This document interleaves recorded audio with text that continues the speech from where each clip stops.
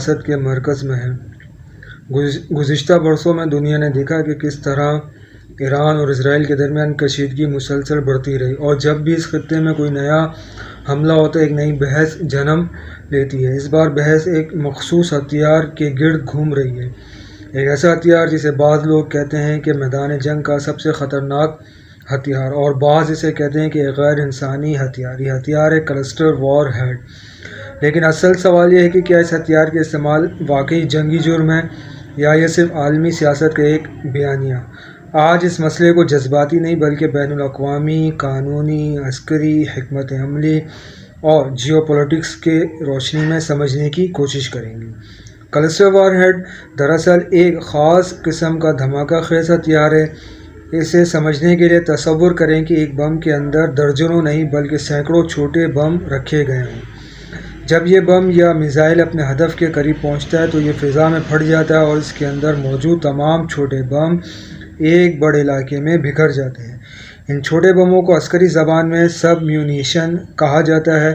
ان کا مقصد عام طور پر ہوتا ہے دشمن کی گاڑیاں، فوجی قافلے، فضائی اڈے یا میدان جنگ میں پھیلے فوجی۔ لیکن مسئلہ یہ ہے کہ یہ ہتھیار ایک مخصوص ہدف کے بجائے پورے علاقے کو متاثر کرتے ہیں، اور یہی وجہ ہے کہ یہ دنیا کے سب سے زیادہ متنازع ہتھیاروں میں شمار ہوتے ہیں۔ کلسٹر بموں کے ساتھ سب سے بڑا مسئلہ یہ ہے کہ ان کے اندر موجود تمام چھوٹے بم فوراً نہیں پھٹتے۔ بعض اوقات ان میں 10 سے 30% بم زمین پر پڑے رہ جاتے ہیں۔ یہ بعد میں بارودی سرنگوں کی طرح کام کرتے ہیں اور جنگ ختم ہونے کے بعد بھی عام شہریوں کے لیے خطرہ بن جاتے ہیں۔ دنیا کے کئی ممالک میں اس کے نتائج دیکھے گئے ہیں: لاؤس، کمبوڈیا، ویتنام وار۔ جہاں ویتنام وار کے دوران گرائے گئے کلسٹر بم آج بھی شہریوں کے لیے خطرہ ہیں۔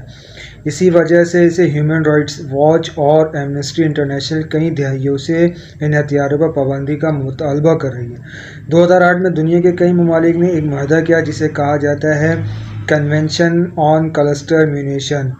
یہ معاہدہ 2010 میں نافذ ہوا۔ اس معاہدے کے مطابق کلسٹر بم بنانا ممنوع، انہیں ذخیرہ کرنا ممنوع اور انہیں استعمال کرنا بھی ممنوع۔ آج دنیا کے 110 سے زیادہ ممالک اس معاہدے کا حصہ ہیں، لیکن یہاں ایک اہم حقیقت سامنے آتی ہے کہ دنیا کے بڑے فوجی طاقتیں اس معاہدے کا حصہ ہی نہیں ہیں۔ یہاں جیو پولیٹکس شروع ہوتی ہے اور اس معاہدے پر دستخط کرنے والے ممالک میں شامل ہیں USA، Russia, China, India, Pakistan, Iran, Israel, ترکی، سعودی عربیہ، نارتھ کوریا، ساؤتھ کوریا۔ ان ممالک کا موقف یہ ہے کہ کلسٹر بم بعض جنگی حالات میں فوجی طور پر انتہائی مؤثر ہتھیار ہوتے ہیں اور ان پر مکمل پابندی لگانا ان کی دفاعی صلاحیت کو کمزور کرتا ہے۔ کلسٹر بم صرف ایک ملک نے استعمال نہیں کیے، کئی ماضی میں ان کا استعمال کئی بڑی جنگوں میں ہوا۔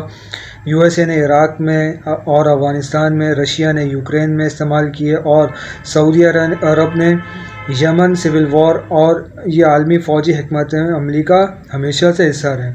بین الاقوامی قانون کے مطابق ایک اہم اصول ہے ڈسٹنکشن، یعنی جنگ کے دوران فوجی اور شہری اہداف میں فرق کرنا۔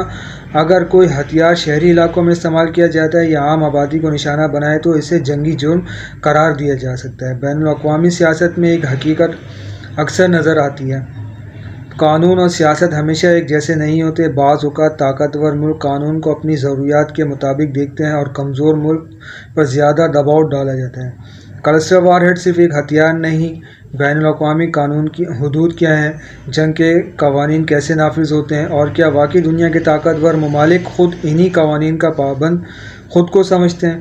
جب تک ان سوالوں کے واضح جواب نہیں ملتے، کلسٹر بموں کی بحث عالمی سیاست کا حصہ اور محور بنی رہے گی۔